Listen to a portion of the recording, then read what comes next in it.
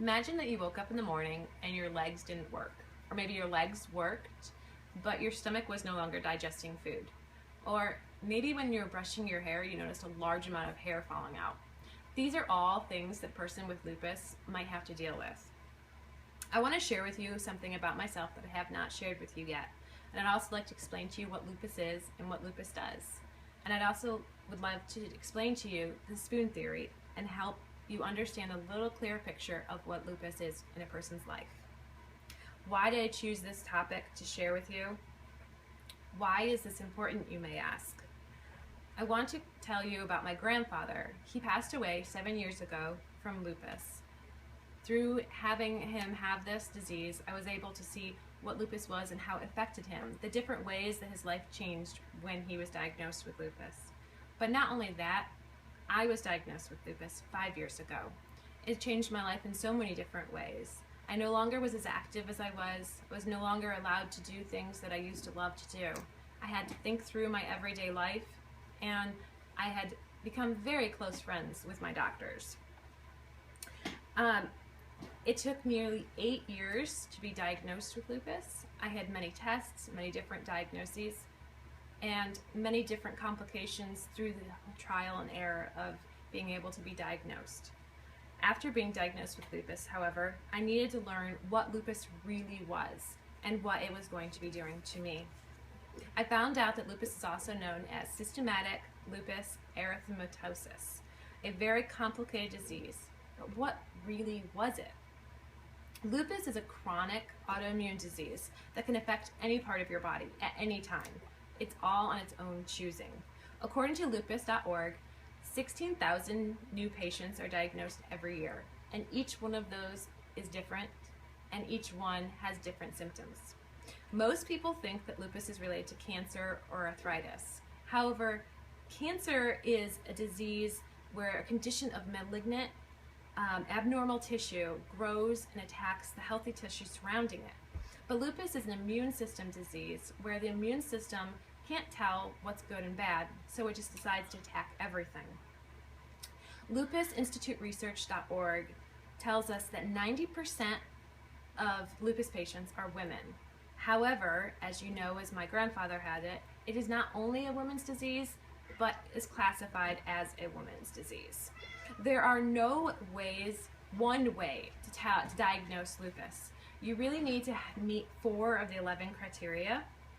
Some of the different criteria that are in this list is a rash across the bridge of your nose and cheeks. It's called a butterfly rash, and that's actually where lupus gets their symbol from. Another one is a rash from sun exposure, or sores and ulcers in your mouth.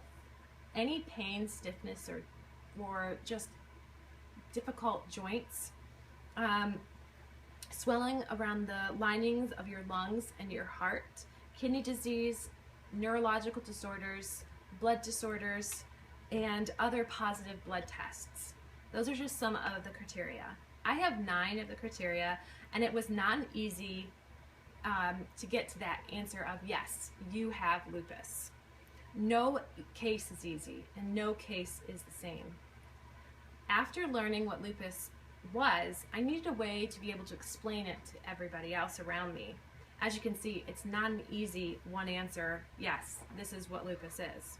So through research online, I found this wonderful essay called The Spoon Theory by Christine Miss-Arandino on butyouDon'tLookSick.com. What is this theory you call? What is this theory I call spoon theory? Well, let's say that each spoon represents energy. However, a normal person without lupus is given a limited amount of spoons. They don't have to replenish their spoons, they're just given them. But a person with lupus is only given a certain amount of spoons. So let's say you're given 20 spoons today. So when you wake up in the morning, you need to decide, where are you going to use your spoons? I woke up this morning, I'm going to take a shower, I'm using a spoon. Make my own breakfast, I use a spoon. I'm going to do laundry, I need to use a spoon. I need to go to the grocery store, that's going to use a spoon up. Each time you do an activity or anything in your life that uses energy, you're using a spoon. However, you only have a certain amount of spoons to use. So you need to make sure that you don't overuse your spoons because you can't get any more back. A normal person can go through their activities each day and not have to worry about how many spoons they use or if their spoons are going to be used up by the end of the day. You want to plan for the unexpected. You don't ever know what's going to happen. Maybe a friend will stop by and you want to go out to lunch, or maybe you have an emergency in your family and you need to be there. So you need to plan for the unexpected. So really, you need to plan. That is the big point of this theory, is showing that for every activity that you do, it needs to be planned and thought ahead and worked out to make sure that you can make it through the day.